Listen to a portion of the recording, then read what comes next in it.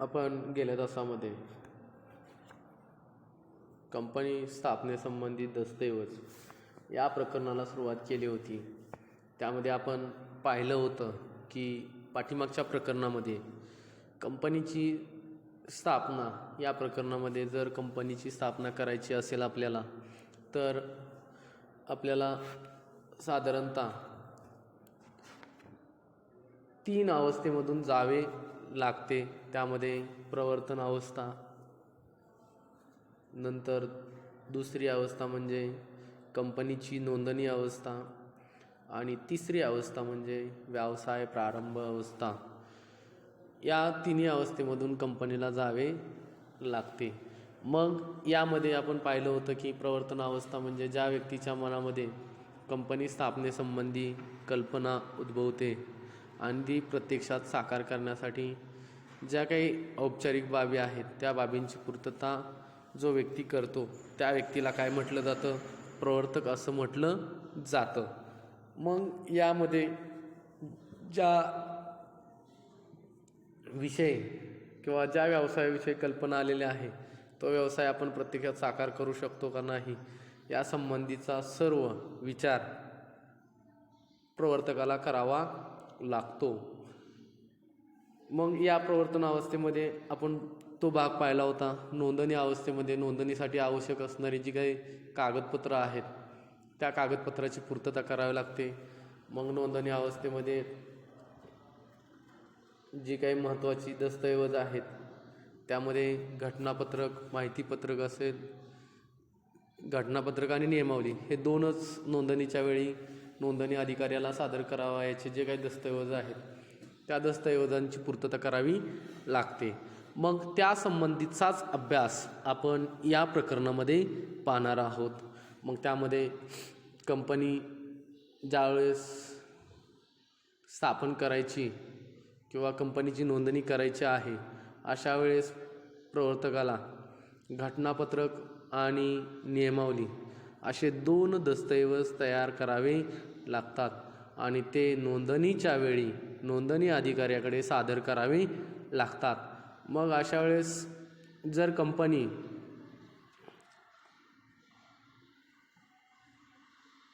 जे आपल्याला लागणारं भांडवल, भाग आणि कर्जरोखे यांची विक्री करून उभे करणार असेल म्हणजे कुणाला, तर जनतेला त्याची विक्री करून भांडवल उभा करणार असेल तर अशा वेळेस कंपनीला माहितीपत्रकसुद्धा सादर करावे लागते. मग त्यामध्ये आपल्याला पहिला भाग पाहायचा आहे तो म्हणजे घटनापत्रक. घटनापत्रक हा कंपनीचा प्राथमिक दस्तऐवज आहे. यामध्ये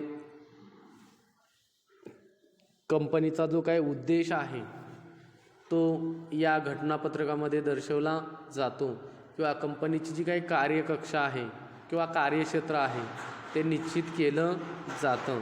तुम्हाला परीक्षेमध्ये विचारलं जाईल की घटनापत्रक हा कंपनीचा टिंबटिंब दस्तऐवज आहे, तर कसला दस्तऐवज आहे?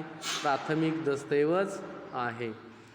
मग हा जशी आपल्या देशाची घटना आहे त्या घटनेमध्ये सहजासहजी बदल करता येत नाही, तसंच कंपनीच्या घटनापत्रक म्हणजे ही एक घटनाच आहे, याच्यामध्ये सुद्धा सहजासहजी बदल करता येत नाही. मग यामध्ये कंपनी कोणत्या उद्देशाने स्थापन झालेला आहे तो उद्देश सोडून कंपनीला दुसरं काहीही उत्पादित करता येत नाही. जे घटनापत्रकामध्ये नमूद आहे त्याचप्रमाणे कंपनीला कामकाज करावं लागतं. म्हणजे घटनापत्रकाच्या अधीन राहून कामकाज पाहावे लागते. मग या घटनापत्रकाची आपल्याला व्याख्या सांगता येईल. बघा, घटनापत्रक म्हणजे कंपनीची एक सनद आहे ज्यामध्ये कंपनीचे अधिकार आणि मर्यादा निश्चित केलेल्या असतात.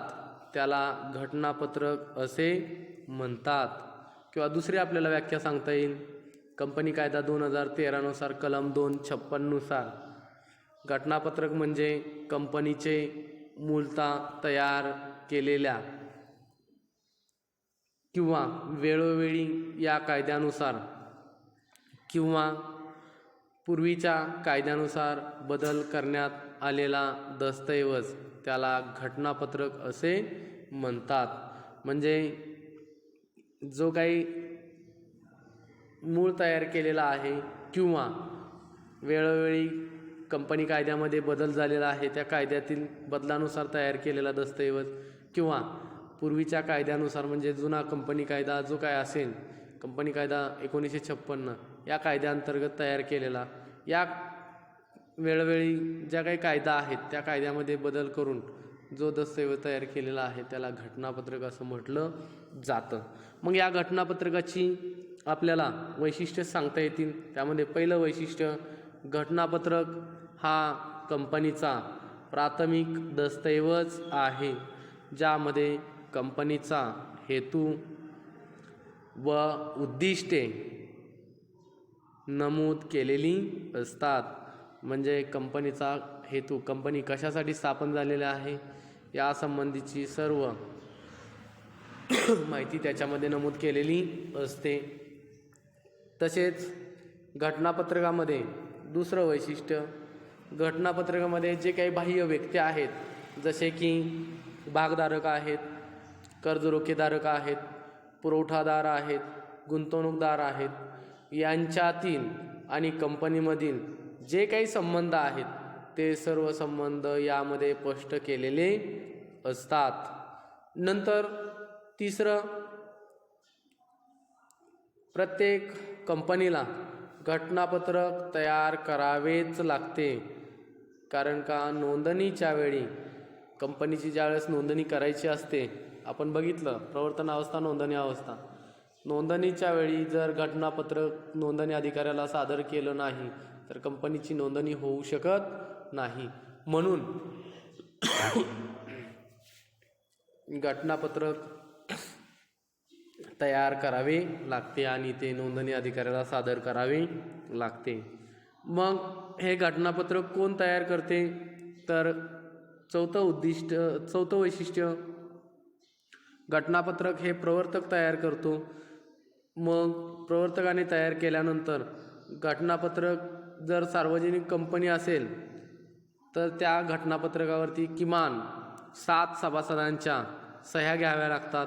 जर खाजगी कंपनी असेल तर किमान 2 सभासदांच्या सह्या घ्याव्या लागतात आणि एक व्यक्ती कंपनी असेल तर 1 सभासदाची सही घ्यावी लागते. मग अशा वेळेस ज्या सभासदांनी सह्या केलेल्या आहेत त्या सभासदांनी आपण कंपनीचे किती भाग खरेदी करणार आहोत यासंबंधीची माहिती द्यावी लागते. जर एखादा म्हणला नाही खरेदी करायचे तर चालत नाही, त्या व्यक्तीला किमान 1 तरी भाग घ्यावाच लागतो. मग घटनापत्रकामध्ये 5वं उद्दिष्ट वैशिष्ट्य, घटनापत्रकातील समाविष्ट कलमे, त्यामध्ये नाव कलम, यामध्ये काय असतं तर कंपनीचं नाव निश्चित केलं जातं. मग नाव निश्चित करताना घ्यावयाची काळजी किंवा विचारात घ्यावयाचे मुद्दे आपल्याला सविस्तर हा भाग पाहायचा आहे पुढं.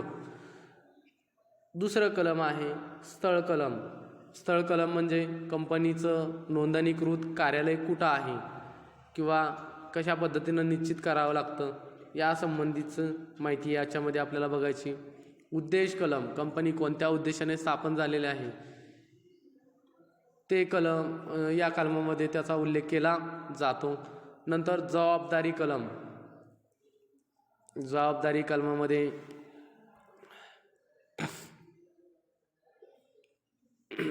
कंपनीची जबाबदारी निश्चित केली जाते. भांडवल कलमामध्ये कंपनीला किती भांडवल आवश्यक आहे, अधिकृत भांडवल किती आवश्यक आहे यासंबंधीची माहिती त्या कलमामध्ये दिली जाते. आणि संघटन कलम, कंपनीची संघटन रचना कशी आहे यासंबंधीची सर्व माहिती संघटन कलमामध्ये दिली जाते. नंतर 6वं वैशिष्ट्य, जो कंपनीने उद्देश निश्चित केलेला आहे, जे काही स्वरूप निश्चित केलेलं आहे त्यात बदल करणे सोपे नाही. जो उद्देश आहे, कंपनी ज्या उद्देशाने स्थापन झालेली आहे त्या उद्देशात बदल करता येत नाही. आणि जर त्या कलमामध्ये किंवा त्या उद्देश कलम आहे किंवा अजून बाकीची जी काही कलमं आहेत त्या प्रत्येक कलमात जर बदल करायचा असेल तर त्यासाठी कंपनी कायद्यानुसार विशिष्ट तरतुदी आहेत, त्या तरतुदीचं पालन करावं लागतं. त्याच्या अधीन राहूनच बदल करता येऊ शकतो. नंतर कंपनी कायदा 2013च्या ज्या काही तरतुदी आहेत त्या तरतुदीच्या बाहेर जाऊन कंपनीला आपलं कामकाज करता येत नाही. त्याच्या अधीन राहून करता येईल पण त्याच्या बाहेर जाऊन करता येत नाही किंवा कोणतीही बाहेर बाब टाकता येत नाही. नंतर घटनापत्रक हा एक सार्वजनिक दस्तऐवज आहे. यामध्ये कंपनीशी करार करणाऱ्या जे काही इच्छुक आहेत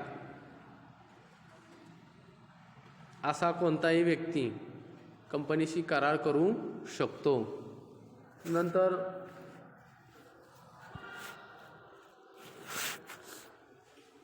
जे काही कंपनीला जे दिलेले काही अधिकार आहेत त्या अधिकारा व्यतिरिक्त कंपनी कोणत्याही अधिकाराच्या कक्षेबाहेर जाऊन कारभार पाहू शकत नाही. ज्या पद्धतीनं सांगितलेलं आहे घटनेने किंवा घटनापत्रकात ज्या पद्धतीने तरतुदी आहेत त्या तरतुदीचं पालन करून किंवा कंपनी कायद्याच्या तरतुदीचं पालन करून कंपनीला कामकाज पाहावं लागतं. तर अशा पद्धतीनं आपण घटनापत्रक म्हणजे काय, घटनापत्रकाची वैशिष्ट्य पाहिलेली आहेत. आता आपल्याला घटनापत्रकातील विविध कलमे आणि तरतुदी या पाहायच्या आहेत. त्यामध्ये बघा तुमच्यासमोर आहे घटनापत्रकातील विविध कलमे आणि तरतुदी. त्यामध्ये घटनापत्रकामध्ये एकूण 6 कलमं आहेत. त्यामध्ये चार्ट आहे तुमच्यापुढं. नाव कलम पहिलं, दुसरं स्थळ कलम, तिसरं उद्देश कलम, चौथं जबाबदारी कलम, 5वं भांडवल कलम, 6वं संघटन कलम. अशी एकूण 6 कलमे आहेत.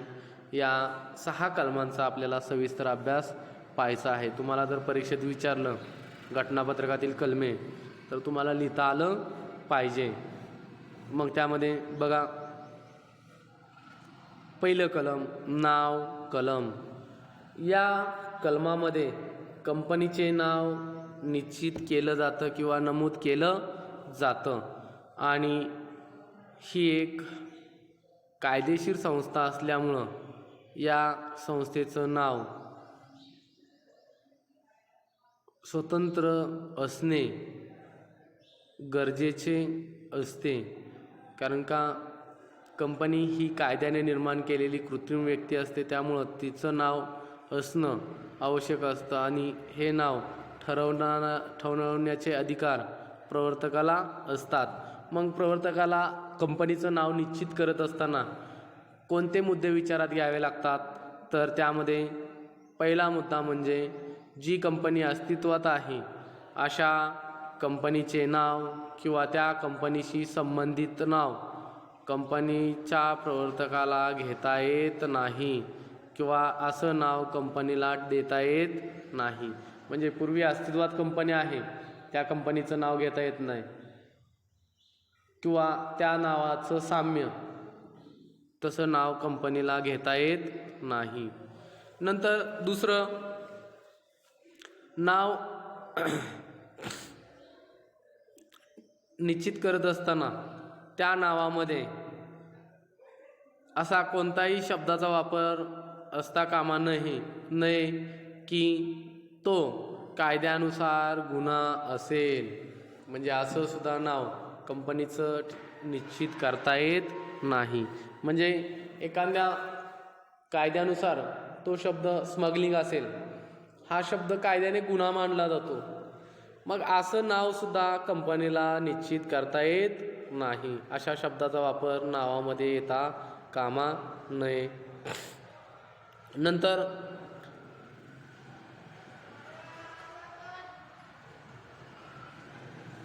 जे नाव आपण कंपनीला देणार आहोत, प्रवर्तकाच्या दृष्टीने जे नाव आपण कंपनीला देणार आहोत ते नाव एखाद्या व्यक्तीच्या किंवा व्यक्तीच्या समूहाला उद्देशून त्रासदायक ठरेल असं नाव असता कामा नये किंवा अनुचित प्रतिबंध कायदा 1950च्या तरतुदीचे उल्लंघन करणारं असं नावसुद्धा कंपनीला देता येत नाही.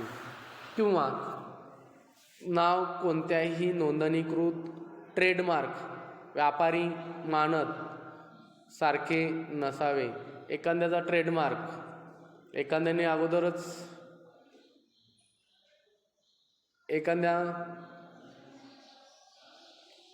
संस्थेविषयी किंवा एखादा ब्रँड निर्माण केला असेल असं सुद्धा नाव कंपनीला ठेवता येत नाही.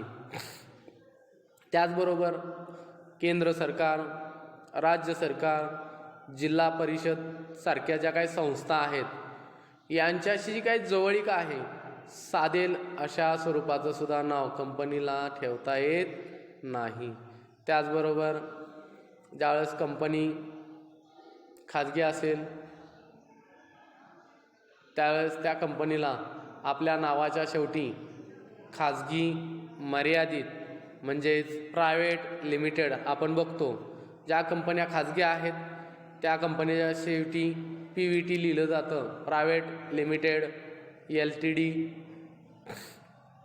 असं लिहिलं जातं किंवा मराठीतसुद्धा लिहिलं जातं खाजगी मर्यादित.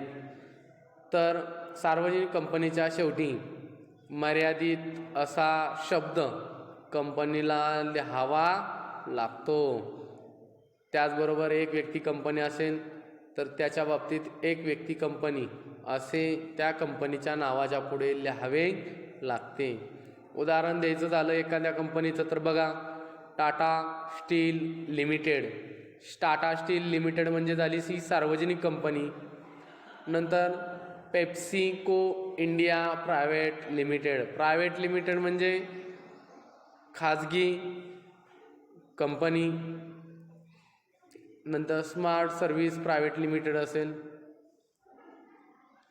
OPC कंसात एक व्यक्ती कंपनी. असं प्रत्येक कंपनीला आपल्या नावाच्या शेवटी लिहावे लागते. मग काही वेळेस असं असताना तुम्हाला ज्या मुद्दे मी तुम्हाला सांगितले त्यामध्ये काय सांगितलं होतं, पूर्वी अस्तित्वात असलेल्या कंपनीचं नाव ठेवता येत नाही. नंतर एखादा शब्द कायद्याने गुन्हा मानला जातो अशा शब्दाचा सुद्धा वापर कशामध्ये करता येत नाही, नावामध्ये करता येत नाही. त्याचबरोबर एखाद्या समूहाला उद्देशून त्रासदायक शब्द ठरेल असं सुद्धा नाव असता कामा नये. त्याचबरोबर कोणत्याही नोंदणीकृत ट्रेडमार्क यांच्यासारखं नाव असता कामा नये. त्याचबरोबर केंद्र सरकार, राज्य सरकार किंवा जिल्हा परिषद संस्था असतील यांच्याशी जवळीक दाखवेल असं नाव कंपनीला ठेवता येत नाही. त्याचबरोबर प्रत्येक कंपनीला आपल्या नावाच्या शेवटी खाजगी असेल तर खाजगी मर्यादित, सार्वजनिक असेल तर फक्त मर्यादित आणि एक व्यक्ती कंपनी असेल तर त्या कंपनीच्या नावाच्या पुढं एक व्यक्ती कंपनी असे लिहावे लागते. मग जर एखाद्याला वाटलं की आपल्या कंपनीच्या नावात बदल करायचा असेल तर ते केव्हा बदल करू शकतात, तर स्वतःहून करू शकतात किंवा सार्वजनिक कंपनीकडून जर खाजगी कंपनी या उलट रूपांतर झालं असेल तरीसुद्धा आपल्या नावात बदल करू शकतात. मग यासाठी कंपनीला कंपनीच्या सर्वसाधारण सभेमध्ये विशेष ठराव संमत घेतल्याशिवाय किंवा संमत केल्याशिवाय नाव कलमात बदल करता येत नाही. म्हणजे विशेष ठराव संमत करून या कलमात बदल करता येतो. नंतर दुसरं कलम आहे स्थळ कलम. स्थळ कलम म्हणजे यामध्ये कंपनीच्या नोंदणीकृत कार्यालय कोणत्या राज्यात आहे, कोणत्या गावात आहे या संबंधीची माहिती या स्थळ कलमामध्ये दिली जाते. ज्यावेळेस प्रत्येक कंपनी तिच्या स्थापनेच्या वेळी जे काही नोंदणीकृत कार्यालय आहे ते त्या कंपनीला असणं आवश्यक आहे. मग या संबंधीची माहिती 30 दिवसाच्या आत नोंदणी अधिकाऱ्याला द्यावी लागते. मग नोंदणीकृत कार्यालय असणं का गरजेचं आहे, तर त्यावरून त्या कंपनीची काय राष्ट्रीयत्व निश्चित होतं. कंपनी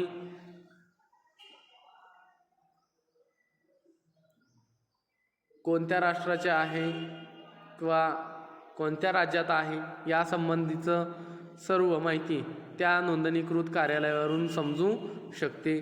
त्याचबरोबर कंपनीशी जे काही वैयक्तिक संप्रेषण असेल किंवा कंपनीच्या ज्या काही नोटीस असतील त्या नोंदणीकृत कार्यालयावरती पाठवता येऊ शकतात.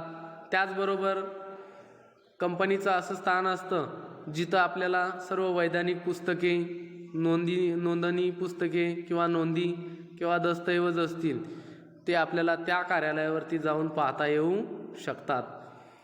यामुळं स्थळ कलमामध्ये जर कोणत्या राज्याच्या न्यायालयात कंपनीला इतरांविरुद्ध जर दाद मागायची असेल तर त्यासाठी त्या राज्यातील न्यायालयात ते दाद मागू शकतात. म्हणजे महाराष्ट्रात असेल तर महाराष्ट्राच्या न्यायालयात ती दाद मागू शकते, एखाद्या व्यक्तीविरुद्ध कंप्लेंट करू शकते.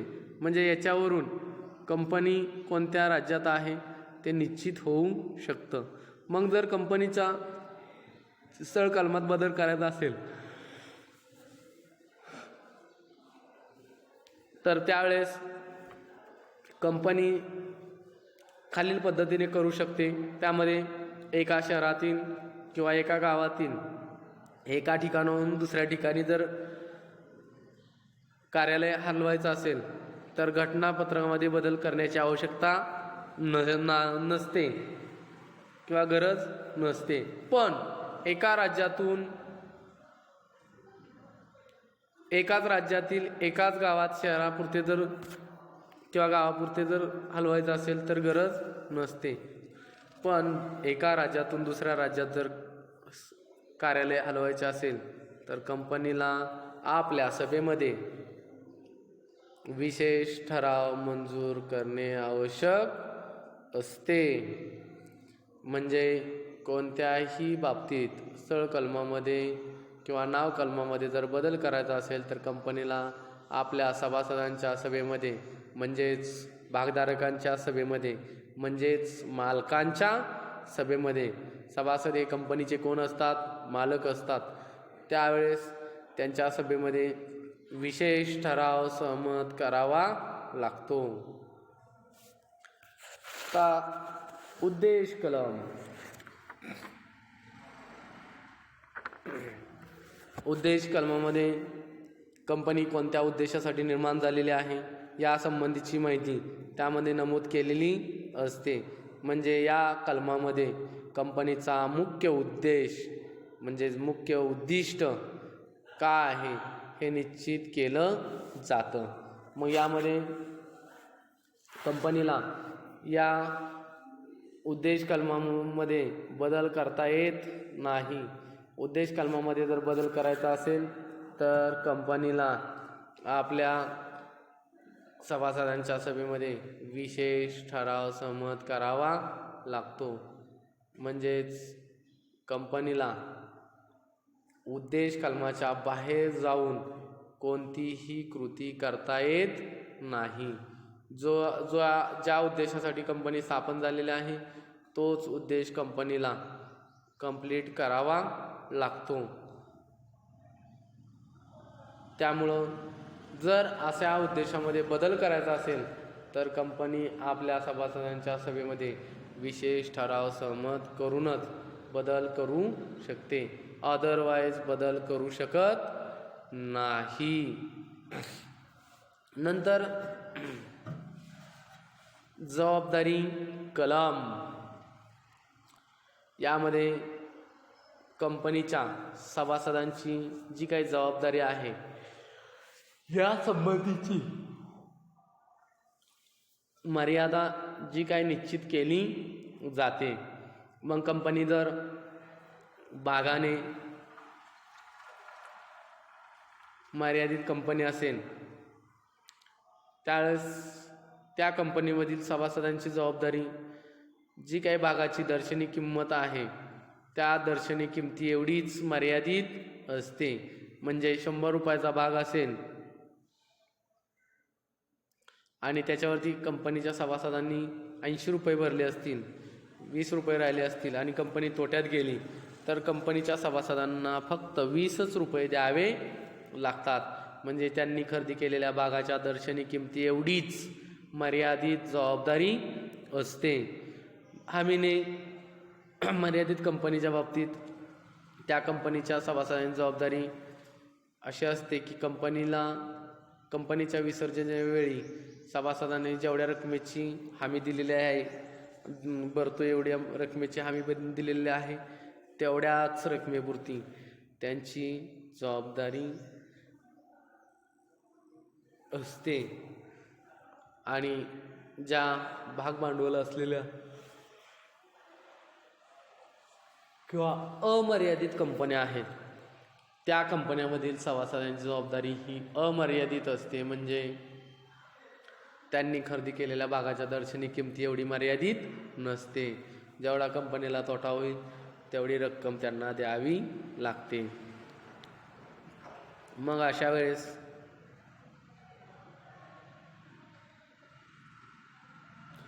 जर जबाबदारी कलमात बदल करायचा असेल तर त्यासाठी सभासदांच्या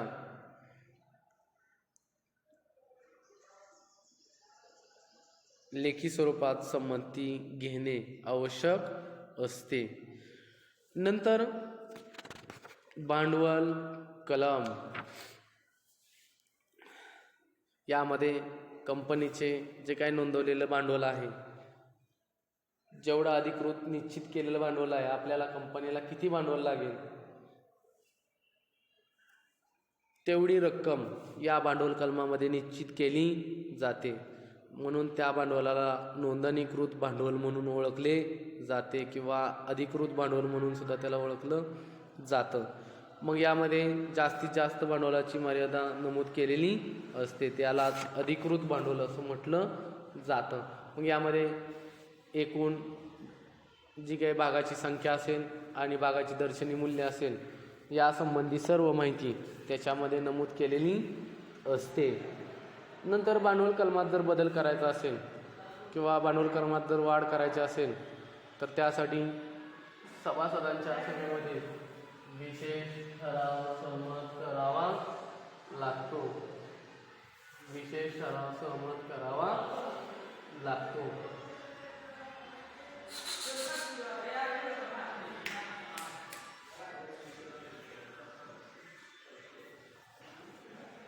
विशेष ठराव सहमत करावा लागतो. नंतर संघटन कलम.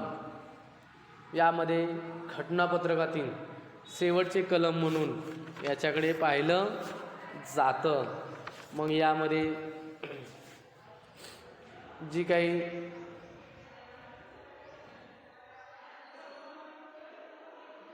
कंपनीची सभासद संख्या असेल किंवा सभासद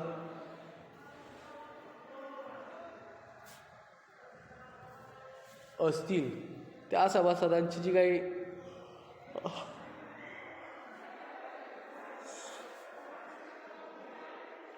त्यानुसार त्या संस्थेचं संघटन असतं. मग त्यामध्ये सार्वजनिक कंपनी जर असेल तर त्यामध्ये किमान 7 सभासदांची स्वाक्षरी त्यावरती आवश्यक असते संघटन कलमामध्ये.